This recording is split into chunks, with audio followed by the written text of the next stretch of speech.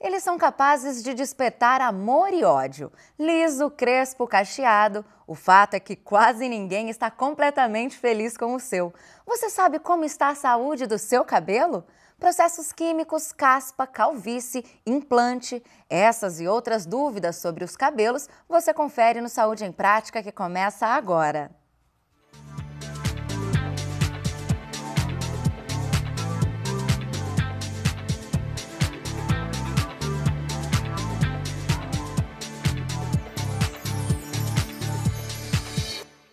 E para falar sobre a saúde dos cabelos, nosso convidado é o dermatologista Ivander Bastazini.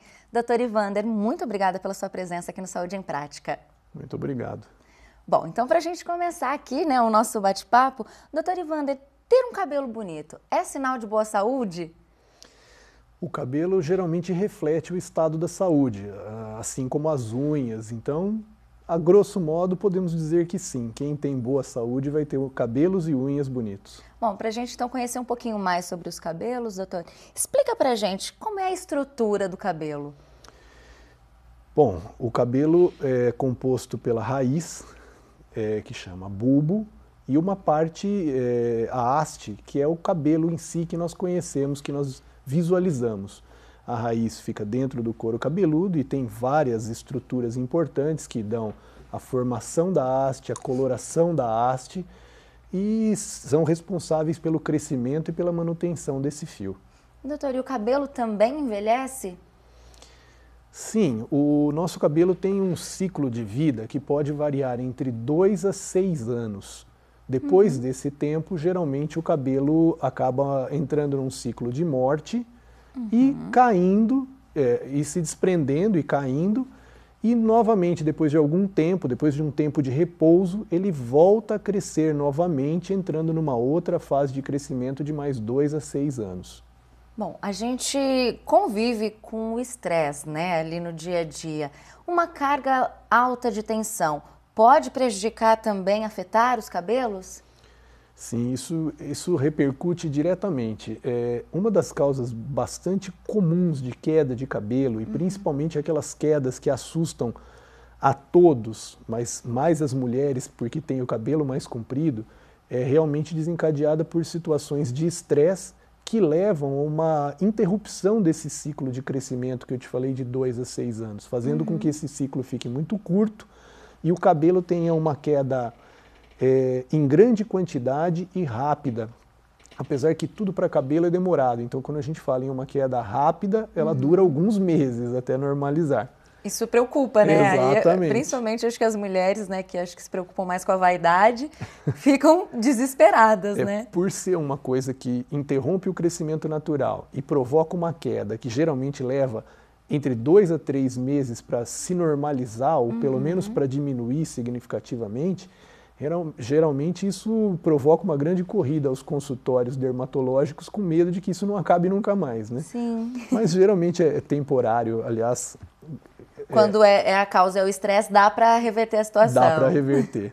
Bom, doutora, a nossa equipe de produção foi conversar com a Marcela Moreira, que diante de uma queda acentuada de cabelo, descobriu um problema capilar. Nós vamos conferir agora.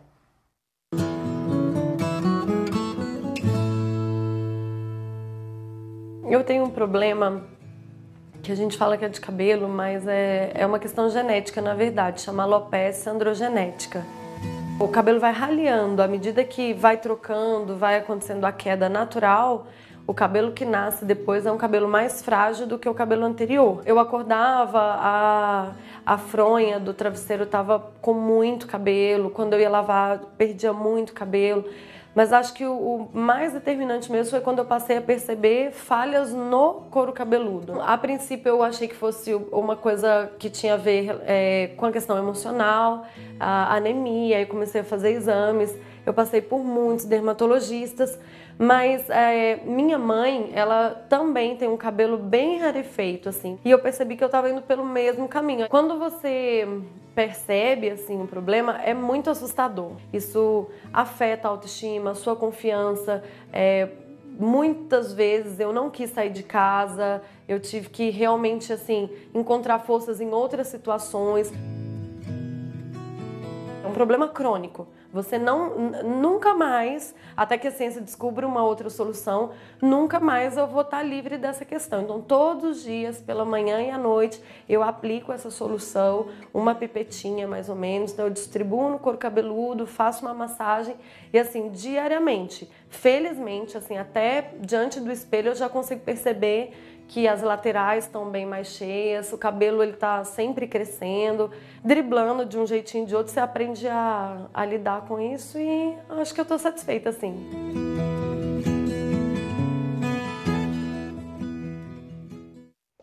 Que bom que a Marcela conseguiu aí lidar com esse problema. Agora, doutor Ivander, o que é que diferencia a queda de cabelo da calvície?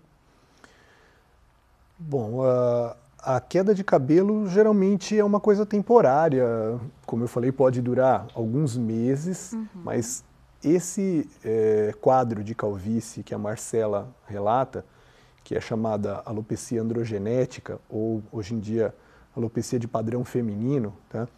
Ela é um quadro crônico e progressivo que se inicia no adulto jovem, ao redor dos 20 anos, às vezes até um pouco antes, e é uma perda constante e progressiva desses cabelos que evolui ao longo da vida toda da mulher. Seria o similar à calvície masculina. Só que para os homens você vai ter entradas e a perda total do cabelo nessa região do topo do couro cabeludo. A mulher, ela não costuma ter entradas e ela não chega a perder todos os cabelos, mas o cabelo vai rareando, vai diminuindo a concentração e você começa a enxergar o couro cabeludo através dos fios residuais naquela região. E isso é um quadro progressivo mesmo, e como a Marcela vem fazendo, é necessário um tratamento contínuo, não existe um tempo de duração para esse tratamento, na verdade pode ser ao longo de toda a vida, e isso consegue hoje em dia, com os tratamentos adequados, manter a saúde do cabelo e segurar essa queda de cabelo por muito tempo. Dá para evitar que chegue até a calvície, doutor? Dá para evitar que você evolua para uma calvície mais importante, mas o tratamento deve seguir ao longo da vida toda realmente. Como ela falou, não há ainda uma perspectiva de fim do tratamento, é tratar sempre. E isso acontece em torno de 6 a 12% das mulheres. É mais frequente do que nós percebemos. É que, por sorte, graças a Deus, nem todas têm uma intensidade dessa calvície significativa, mas é mais frequente do que se pensa. Bom, doutor, nós vamos para um rápido intervalo agora e no próximo bloco você confere mais sobre calvície, implantes e transplantes. Tem também dicas para o cuidado dos seus cabelos. É daqui a pouco no Saúde em Prática.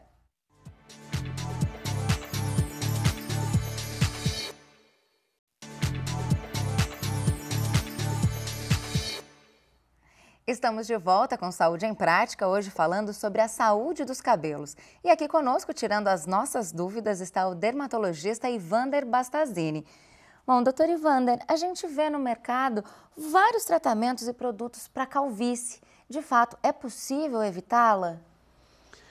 Sim, desde que os tratamentos se iniciem precocemente, uma vez a calvície instalada, ou seja, a falta de cabelo já, não existe tratamento eficiente que faça esses cabelos voltarem.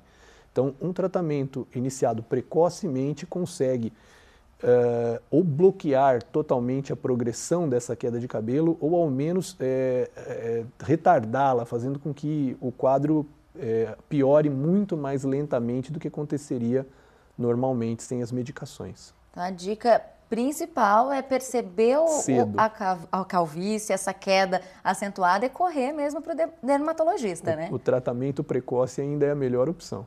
Tá, agora, e as famosas entradas que as mulheres também têm, né? Elas podem ser revertidas também? A entrada é menos frequente na mulher, mas algumas realmente apresentam entradas, sim. É possível, tratando precocemente, apenas com a aplicação de soluções, como a Marcela vinha aplicando, você conseguir um resultado e nos casos mais acentuados, o implante capilar ainda é uma opção para essas regiões. Doutor, tem alguns medicamentos utilizados no combate à calvície que as pessoas associam com a infertilidade, por exemplo. Esse tipo de efeito colateral pode vir a acontecer? É muito comum, isso já virou uma lenda urbana. Uhum. Esses remédios, eles apresentam um risco muito pequeno. Na verdade, são remédios de uso oral, com indicação principal para calvície masculina, tá? Apesar de eventualmente poderem ser usados para mulheres, dependendo da faixa etária, e que eles apresentam um risco de, na verdade, diminuição da libido, não tanto na questão de infertilidade. Então existe um risco, mas eles oscilam em torno de 1,5% dos usuários. São riscos baixos e, na enorme maioria das vezes, totalmente reversíveis. E isso normalmente acontece ali mais no período de utilização desse medicamento ou é algo que depois pode continuar pela vida? A princípio, acredita-se que o uso seja o problema, quando acontece, como eu falei, muito pouca chance de que isso aconteça, seja durante o uso e não tenha um efeito residual. Legal. Bom, a nossa equipe de produção foi visitar um salão de beleza bem tradicional aqui em Bauru e o proprietário, o senhor Sebastião, nos deu dicas importantes. A gente vai ver. O alongamento não prejudica o cabelo, pelo seguinte, ele sendo bem feito, ele jamais vai prejudicar. Mas há uma técnica em que o cabeleireiro que coloca as mechas deve preservar muito bem. Colocar sempre a mecha mais fina do que aquela que ele pegou da cliente. Então, automaticamente, ela não vai pesar. E colocar um tanto necessário e não exagerar fazendo aquele monte de cabelo e achando que aquilo vai ficar bonito. Não. Pelo menos cada um mês e meio, há uma necessidade de você cortar nem por as pontas para que ele tenha força. É como podar uma árvore, ela vai desenvolver mais rápido. Os cabelos oleosos, eles podem ser lavados 1, 2 ou 3 vezes por semana. Não tem problema lavar o cabelo, mas existe um problema. Você tem que colocar esse produto no cabelo, no couro cabeludo, fazer uma massagem com a ponta dos dedos e não com a unha, que você vai provocar mais as glândulas sebáceas e deixar no mínimo esse produto fazer uns 5 minutos fazendo efeito. Aí sim você vai enxaguar, você vai tirar a oleosidade do cabelo. Colocar o produto e tirar, não vai fazer efeito. Nunca deve-se lavar o cabelo à noite. Segundo, prender o cabelo com elástico, deixar muito preso, muito forte. E terceiro, numa loja, sem o conhecimento da vendedora, passar produto no cabelo que nem a vendedora sabe indicar. E ela acaba passando alisamento, descolorante, oxigenada muito forte, e isso detona o cabelo. Bom, depois de algumas dicas aí do Sebastião, doutor, falando agora sobre transplante capilar, como é que ele funciona? Bom, o transplante ou o implante de cabelo, ou até a restauração capilar, que hoje em dia usamos bastante esses termos, funciona basicamente com a retirada de cabelos de uma região mais cheia de cabelo. No caso, na calvície masculina, é a região da nuca. Esses cabelos são retirados ou transformados em unidades onde você fica só com a raiz do pelo e depois eles são reimplantados nas áreas de principal interesse estético, que geralmente é a região da frente, reconstruindo a área perdida ou até para aumentar o volume nas regiões das entradas, para quem é ainda muito jovem. Esse cabelo não volta a cair, porque ele é um cabelo que ele não tem a predisposição genética de sofrer a influência do hormônio. Que antes eram retirados tufos de cabelos grandes e hoje a técnica foi sendo aprimorada ao ponto em que ou você tira uma grande faixa de cabelo que vem de uma orelha a outra, né, passando pela região toda, e isso é dividido através de microscópios cirúrgicos, até você chegar no pelinho com a sua raiz, e esses pelinhos são colocados um a um nas regiões de interesse na frente, ou até algumas pessoas hoje utilizam técnicas em que você tira o pelinho de uma vez. Cada pelinho é retirado isoladamente para depois ser reimplantado. Inclusive, essa técnica da retirada isolada do pelinho, atualmente pode ser feita com o auxílio de robôs que fazem um mapeamento do couro cabeludo e retiram, guiados por laser, o pelo específico. Ainda é uma técnica em início, isso da utilização do robô, mas até a origem é a mesma, desde o começo. Se tira de uma região que não cai e se recoloca de uma maneira adequada para que o cabelo tenha uma caída, um crescimento normal e natural, e agora individualmente, fio por fio, na região que se perdeu, que é a frente. Que interessante. Agora falando sobre um assunto que incomoda muita gente, às vezes até gera um certo constrangimento, né? Que é a caspa, que às vezes fica ali aparente, coça, né? Incomoda. A caspa tem cura, doutor Ivander? Caspa tem controle. Cura, tipo, nunca mais você vai ter esse problema, não. A gente não consegue garantir. E a caspa tem intensidades, desde uma caspa fininha e leve, que a gente encontra alguma casquinha uma vez ou outra, até caspas muito intensas, em que a pessoa tem cascas aderidas mesmo a todo o couro cabeludo. Então, tudo você pode, a grosso modo, chamar de caspa, mas o tratamento vai variar muito de uma para outra de acordo com a intensidade. A maior parte das pessoas que tem a caspa fininha, que um bom shampoo adequado já consegue melhorar, mas cura realmente não existe até hoje. E o que é que faz a caspa surgir? Em geral, é uma predisposição genética relacionada a uma oleosidade excessiva também no couro cabeludo. Legal, doutor. Bom, a gente vai mais uma vez para um rápido intervalo e no próximo bloco você confere a relação dos cabelos com o secador, a chapinha e processos químicos. E tem também o quadro De Olho na Alimentação, falando sobre alimentos transgênicos. Continue com a gente.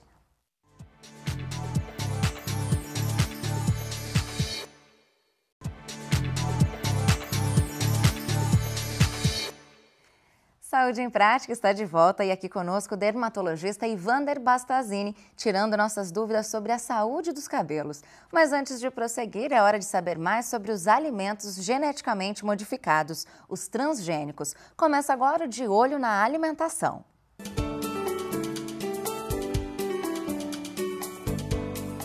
Estar de olho na alimentação significa estar atento ao rótulo das embalagens no mercado, né? Procurar estar sempre olhando não só a composição calórica, mas o teor de sódio, que é muito importante hoje para manter uma pressão legal, né? E também aos transgênicos, que a gente vai estar falando hoje. Alimentos transgênicos são alimentos geneticamente modificados, na verdade são organismos modificados, né? Onde tem as mudanças do gene do alimento, da composição. Embora eu não tenha assim detalhes sobre os transgênicos, eu procuro evitar de comprar quando eu sei que é. Os alimentos transgênicos que são comercializados aqui no Brasil, a gente escuta falar muito sobre a soja, o algodão, o milho, né? São os mais assim comuns. Porque hoje em dia é muito difícil você obter grão que não seja transgênico. Algum produto transgênico na minha casa, eu não faço ideia.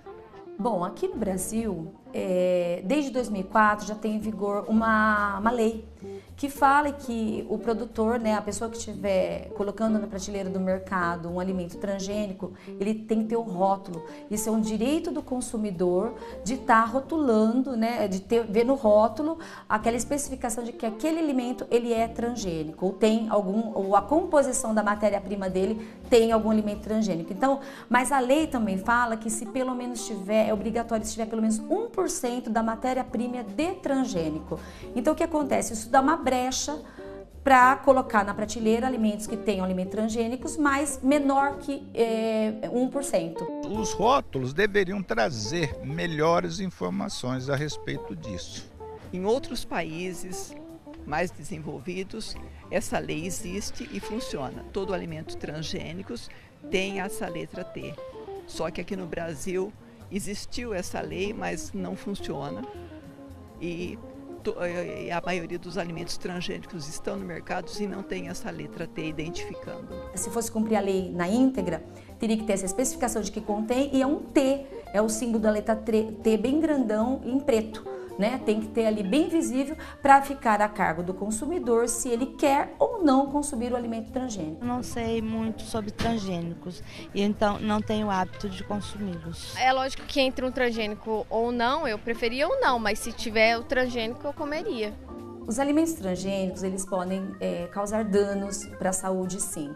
Então, os mais comuns, né, que a gente vê hoje são alergias e também a resistência aos antibióticos, porque eles fazem testes na hora que estão preparando essas sementes, né, com antibióticos. Então, consumindo em excesso esses transgênicos, com o tempo as bactérias vão ficando mais resistentes e a gente mais resistente aos antibióticos também, né? E a questão dos inseticidas, os agrotóxicos, né, que eles fazem a semente preparada para durar mais. Então, quer dizer, o uso disso, o consumo do ser humano e a longo prazo pode acarretar sérios danos para a saúde, realmente. Lógico que algumas coisas você acaba consumindo, né? Mas tudo que você pode evitar, a gente tenta evitar. Hoje nós falamos sobre os alimentos transgênicos e vocês que querem ter qualidade de vida, ter uma boa alimentação em casa, preste atenção na hora de fazer uma compra do mercado, olhem bem o rótulo, vê o que vocês estão levando para dentro de casa, para sua família, para nossas crianças, né? E vocês que assistem o Saúde em Prática, fiquem de olho na alimentação. Bom, como a nutricionista comentou, a gente precisa ficar atento aí, né, nas embalagens dos produtos. Agora, voltando a falar sobre os cabelos aqui com o Dr. Ivander. Dr. Ivander, o uso frequente de secador, chapinha, podem prejudicar os cabelos? Isso agride a haste do fio e não provoca queda, mas ele pode provocar, sim, uma fratura, a quebra desses fios. E vai cair. Então, a impressão que a pessoa tem é que o cabelo está caindo mais por conta disso. Geralmente é pelo ressecamento e principalmente pelo ressecamento que isso provoca nos fios. Dr. Ivander, ainda hoje temos o uso do formol nos alisantes. Quais os perigos deste composto orgânico? Bom, ainda existe e muitas vezes ele aparece mascarado nos produtos. O principal, assim, esses produtos de alisamento, quando são usados da maneira correta, pelo tempo adequado, em geral tem um bom resultado. Agora, quando se aplica de uma maneira inadequada por um tempo mais longo, eles podem provocar os problemas agudos que podem ser o enfraquecimento cada vez maior desses fios e, como eu falei, consequentemente quebra e queda de cabelo, né? Sem afetar diretamente a raiz. Algumas vezes isso pode ser muito intenso a ponto da pessoa aparecer no consultório médico com falhas, grandes falhas no couro cabeludo. Isso geralmente é por aplicações inadequadas, tá? Agora, no longo prazo, o contato dessas substâncias pode ser bastante prejudicial, sim, mas o ideal é que se use os produtos recomendados e aprovados para esse fim e dentro do tempo, sempre dentro do tempo e da maneira correta como o próprio fabricante orienta. Legal. Bom, e qual será a maior loucura que você fez em seus cabelos? Nossa equipe de produção foi a sua saber. Eu fiquei aqui curiosa, vamos ver. Meu cabelo é liso, super liso, e assim mesmo eu quis fazer a progressiva. Foi a maior loucura que eu fiz até agora. Essas misturas que quando a gente faz quando criança, que põe abacate, põe ovo, põe babosa e não saía a meleca. Olha, uma vez, radicalmente, eu pintei cabelo de roxo, aos 20 anos, mas me arrependi muito. Desde aí, nunca mais. Eu faço minhas luzes e a minha cor natural. A única coisa que eu fiz foi relaxamento, do resto só usei. Minha família sempre mostrou pra mim que eu tinha que usar cabelo curto. Tingi o meu cabelo por 7 vezes numa semana. Histórias divertidas. Agora, os processos químicos, doutor, como alisamentos e tinturas, né? Várias histórias que a gente viu aí, eles podem alterar a estrutura dos fios? Alteram, deixando o cabelo mais quebradiço, como Como eu te falei, o principal que você pode provocar com essas coisas é aumentar a fragilidade dos cabelos, provocando um afinamento e uma quebra mais fácil desses fios. Por sorte, a raiz está escondidinha lá dentro do couro cabeludo. Preservada. A gente não consegue acertá-la com tanta facilidade, mas o reflexo da parte externa, sim. Agora, doutor, algumas pessoas utilizam produtos para a crina dos cavalos em seus cabelos. Isso pode ser perigoso? Bom, depende do tipo de produto que vai se utilizar, né? É como eu te falei, esses produtos para cabelo, eles muitas vezes têm um tempo de aplicação e de permanência em contato com o cabelo. E produtos para cavalos são feitos para um animal que tem um cabelo muito mais grosso que o nosso. Então, realmente, esses produtos podem sim ter alguma repercussão negativa em cima dos nossos fios, que são bem mais finos do que o do animal, né? Legal. Agora, para a gente finalizar, quais alimentos podem contribuir para que os cabelos fiquem mais bonitos? Uma alimentação saudável, de uma maneira geral, que inclua carnes, frutas, verduras, vão repercutir para que você tenha uma saúde melhor e isso, consequentemente, vai produzir cabelos mais bonitos e mais resistentes, unhas mais resistentes. Então, uma alimentação adequada. Não existe um grande segredo ou um grande alimento que provoque mudanças, e sim uma alimentação balanceada e correta é o que garante para todos nós a saúde necessária. Legal, doutor Ivander, foi um prazer recebê-lo aqui, trouxe várias informações novas para a gente. Muito obrigada pela sua presença. O prazer foi meu, obrigado pelo convite. Imagina. Bom, e você aí de casa, quer ver algum tema tratado aqui no Saúde em Prática? É só mandar um e-mail com a sua sugestão. E você já sabe, né? Todos os programas já exibidos estão em nosso site. Você pode rever na hora que quiser. E a gente se encontra, é claro, na semana que vem. Até o próximo Saúde em Prática. Tchau, tchau!